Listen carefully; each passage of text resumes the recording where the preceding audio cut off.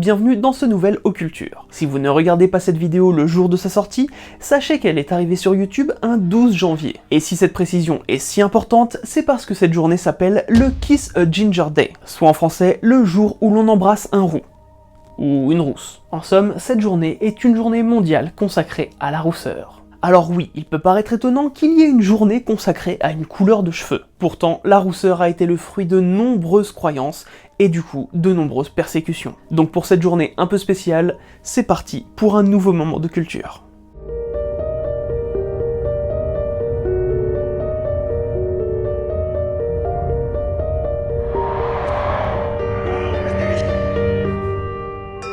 Les croyances sur les roux et les rousses semblent être très anciennes. Et encore aujourd'hui, la rousseur peut être la cible de violentes critiques, voire de violences physiques.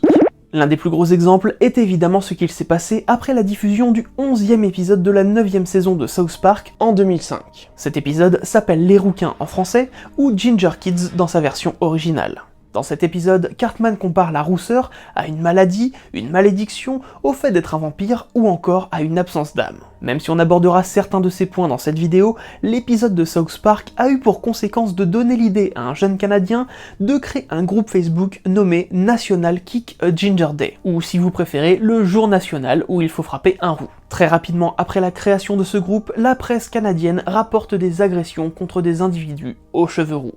Du coup, étudions quelques croyances autour des roux et tentons d'en établir les origines. Les roux ont un lien avec le feu.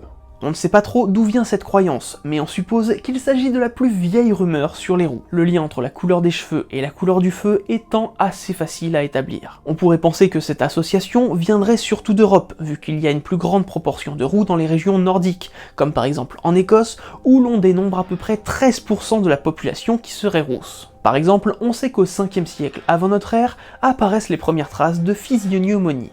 Et c'est super chiant à dire.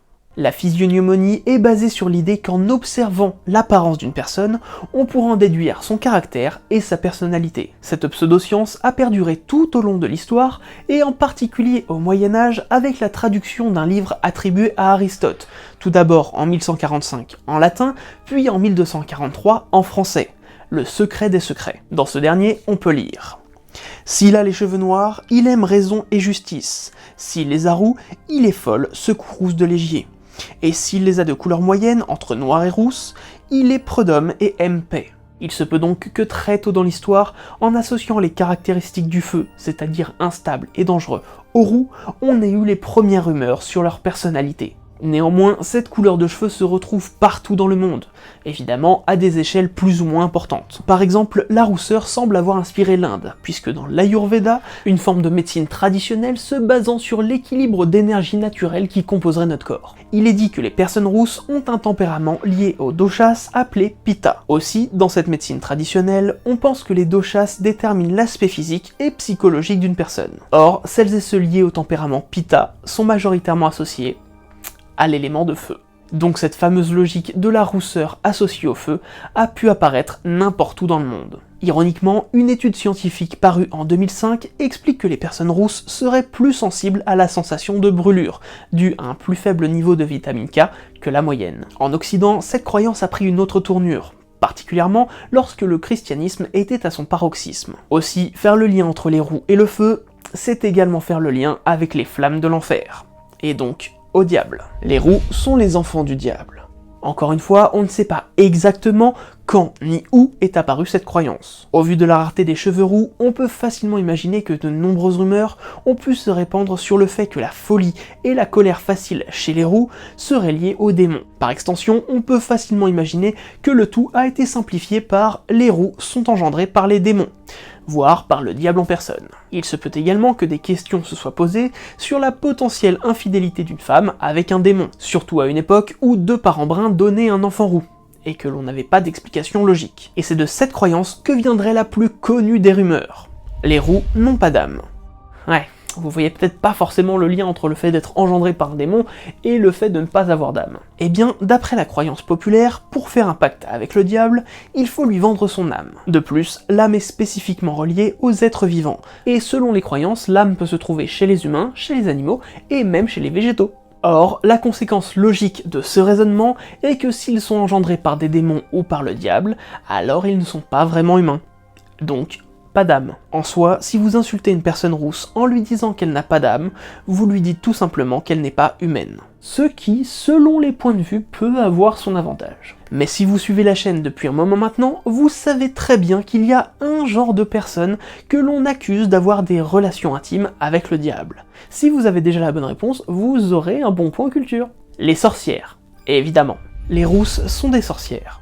Sur cette croyance, on a un petit souci. Évidemment, quand on dit sorcière, on pense rapidement Inquisition. Or, le texte par excellence lié à l'Inquisition est évidemment le Malleus Maleficarum. On vous a déjà dit dans la vidéo sur ce livre qu'Henri Institoris explique qu'il faut rechercher la marque du diable sur les femmes ayant pactisé avec les enfers. Mais à aucun moment en particulier, il n'évoque les taches de rousseur. Et d'ailleurs, aucun compte-rendu des tribunaux inquisitoriaux ne semble particulièrement mettre en avant le fait que les taches de rousseur étaient considérées comme des marques du diable. Malgré tout, on suppose que le prétexte de la rousseur a tout de même été utilisé pour dénoncer et juger les femmes rousses comme ayant des accointances avec le malin. L'omniprésence de taches de rousseur aurait été un parfait argument pour prouver qu'il s'agissait bien de marques du diable. D'ailleurs, une vieille croyance raconte que les taches de rousseur seraient en fait des marques de brûlure des flammes de l'enfer. Et on suppose que ça vient de cette époque-là. Or, ce serait près de 200 000 femmes rousses qui auraient été jugées coupables de sorcellerie rien qu'en France. Mais ce chiffre est une estimation, et ne trouve pas de source fiable. Cependant, ce cliché est bien resté dans l'inconscient collectif, particulièrement grâce aux œuvres de fiction. Effectivement, si on prend quelques œuvres issues du cinéma ou du petit écran, qu'elles soient inspirées de livres ou non, on retrouve régulièrement des sorcières rousses. Alors, bien sûr, toutes les sorcières ne sont pas représentées rousses, néanmoins celles-ci ont souvent un point commun. Ce sont des sorcières particulièrement puissantes. On peut citer par exemple Eglantine Price dans L'Apprentie sorcière de Disney, Molly Weasley qu'on ne présente plus. Alors on pourrait citer toute la famille Weasley, mais rappelons que Molly n'est pas née Weasley et qu'elle n'a donc pas au départ cette prédisposition à être rousse. Il y a aussi Winifred Sanderson dans Hocus Pocus, Andorra dans Ma sorcière bien-aimée, Willow dans Buffy contre les vampires, Zelda Spellman dans Les Nouvelles Aventures de Sabrina, même si dans les comics c'est plutôt Hilda qui était représentée comme rousse, et enfin comment ne pas citer Mélisandre, la sorcière rouge de Game of Thrones. Bref, en tout cas c'est pas demain la veille que les sorcières rousses sortiront de l'imaginaire collectif.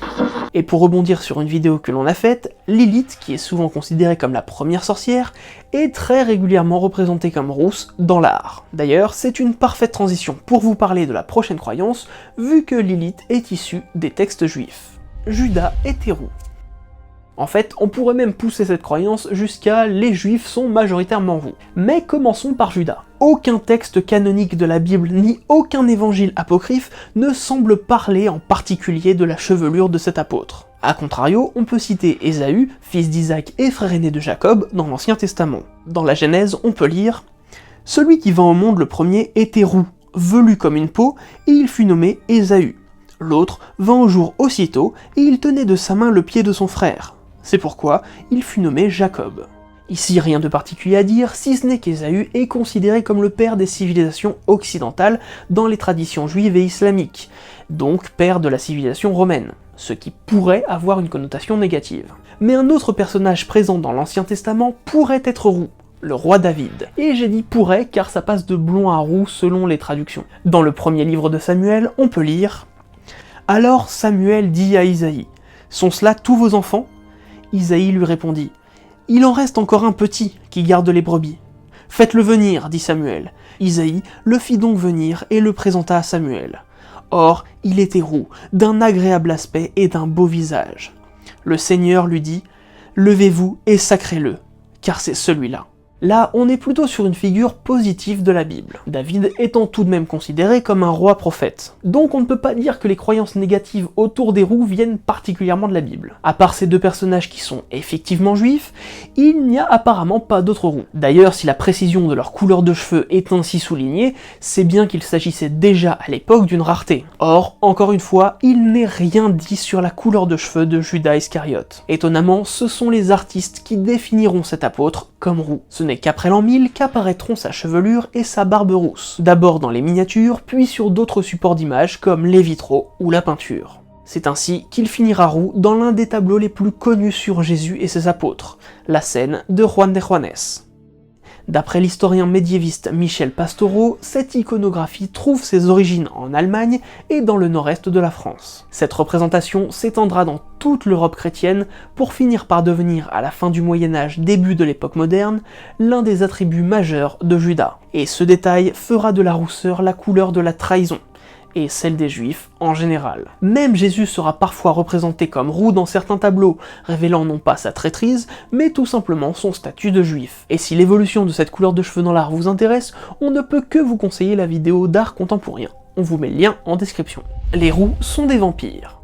En 1928, le révérend Montague Summers traduit pour la première fois le Malleus Maleficarum en anglais. Bon, déjà que ce texte est une horreur, mais le révérend rajoute ces quelques lignes dans son introduction. Ceux dont les cheveux sont rouges, d'une certaine nuance particulière, sont indéniablement des vampires. Il est significatif que dans l'Égypte ancienne, comme Manéthon nous le dit, des sacrifices humains ont été offerts sur la tombe d'Osiris, et que les victimes étaient des hommes aux cheveux roux qui ont été brûlés, leurs cendres étant dispersées au loin par des éventails de vannage. Certaines autorités affirment que cela a été fait pour fertiliser les champs et produire une récolte abondante, les cheveux roux symbolisant la richesse en or du maïs. Mais ces hommes s'appelaient Typhoniens, et n'étaient pas des représentants d'Osiris, mais de son méchant rival, Typhon, dont les cheveux étaient rouges. Bon, si vous me le permettez, on va faire un petit peu de hors-sujet, parce que là, c'est tellement rempli de conneries que je sais pas par quoi commencer. Le fameux Manéthon, dit Manéthon de Sébennytos, était un prêtre égyptien au IIIe siècle avant notre ère, et a écrit Egyptiaca, où il y fait en effet mention de sacrifices humains dans l'Égypte antique. Il y est dit que tous les 3 jours, à Héliopolis, 3 hommes qui ne respectaient pas l'enfant étaient sacrifiés à la déesse des innocents. D'une part, les traductions et le travail d'historien de Manéthon sont largement remis en question, surtout sur le côté sacrifice. D'autre part, si l'on suit la description du prêtre égyptien, on pourrait sans nul doute associer l'enfant et la déesse à Horus et Isis. Donc à la limite, on pourrait penser qu'il y avait des sacrifices à Isis. Imaginons. Or, le révérend Summers parle d'Osiris, donc là déjà, dichotomie. Ensuite, il nous parle de Typhon, une divinité grecque. On peut donc imaginer que des Égyptiens sacrifiaient des Grecs qui rendaient hommage à Typhon parce que ce dernier, semble-t-il, faisait de l'ombre à Osiris. Bon allez, imaginons. Quand bien même tout ça serait vrai, Typhon n'est jamais particulièrement représenté comme roux. À la limite, Seth est parfois représenté avec une couronne de couleur rouge. Ça serait déjà plus logique. Bref, fin du hors-sujet. On sait que ce révérend avait un penchant pour l'occultisme et pensait sincèrement que les vampires existaient. Mais d'où vient cette croyance en particulier que les roux seraient des vampires ? Pour cela, il faudrait remonter au minimum à l'époque de la Grèce antique. Xénophane décrit dans ses poèmes le peuple thrace comme ayant les cheveux roux. Hérodote, quant à lui, décrivait les peuples sarmates et budins comme particulièrement roux. Le point commun entre tous ces peuples ?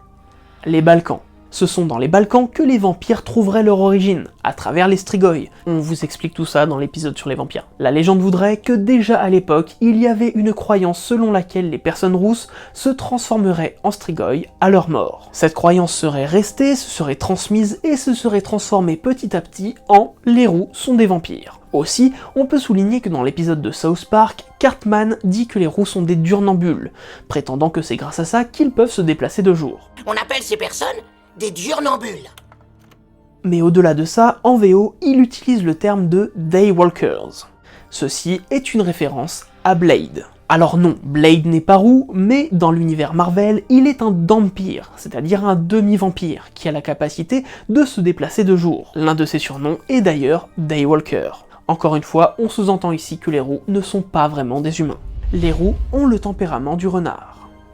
On suppose que cette croyance trouve majoritairement son origine dans le roman de Renard. Cette œuvre est en réalité un ensemble de récits animaliers médiévaux. Les histoires ont été écrites au cours du XIIe siècle par différents auteurs et ont été compilées en un recueil au XIIIe siècle afin d'y apporter une certaine unité. Et l'un des personnages principaux de ces histoires est le goupil renard. Car oui, le mot renard que l'on utilise aujourd'hui vient de ce personnage, son nom ayant carrément pris la place du mot original qui était goupil. Un peu comme la marque Sopalin qui a pris la place du mot original qui était essuie-tout. Le personnage de renard est donc un goupil décrit évidemment comme étant roux, mais aussi comme étant rusé, espiègle, taquin, lubrique et maîtrisant l'art de la belle parole. Et bien qu'il soit décrit comme intelligent, il utilise ce talent afin de monter de vilains tours.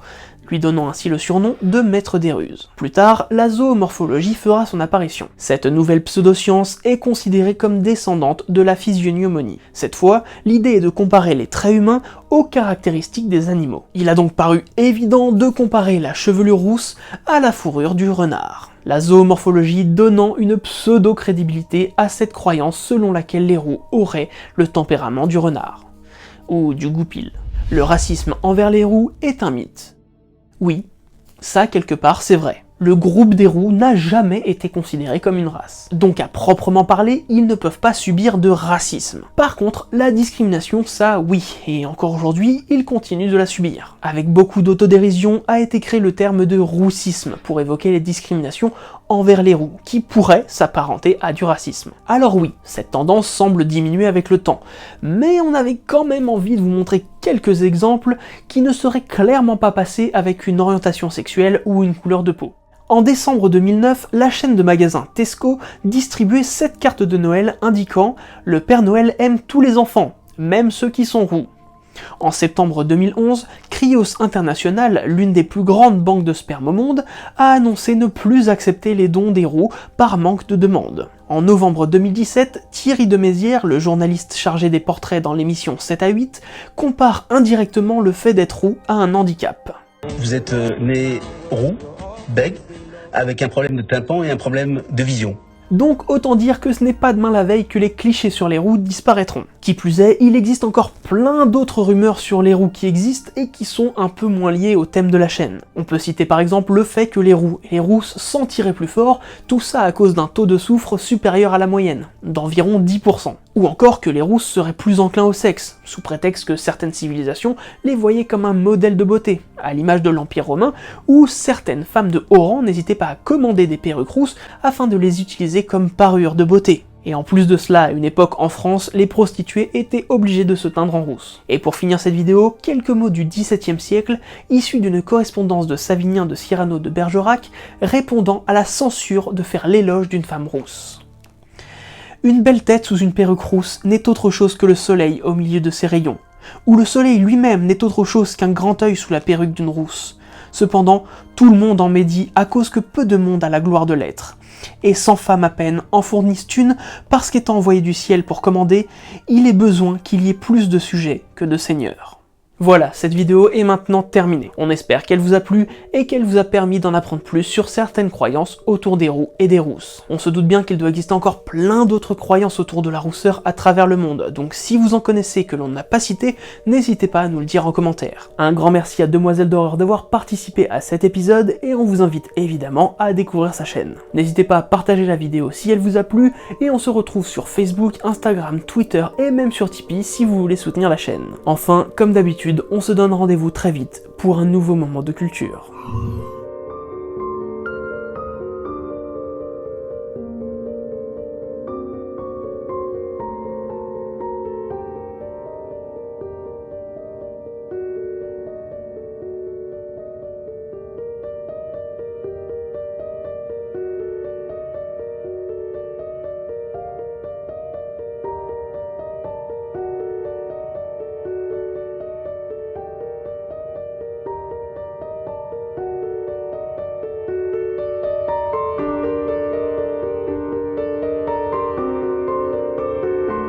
Tiens, c'est le bon point culture si t'as répondu bon à la question.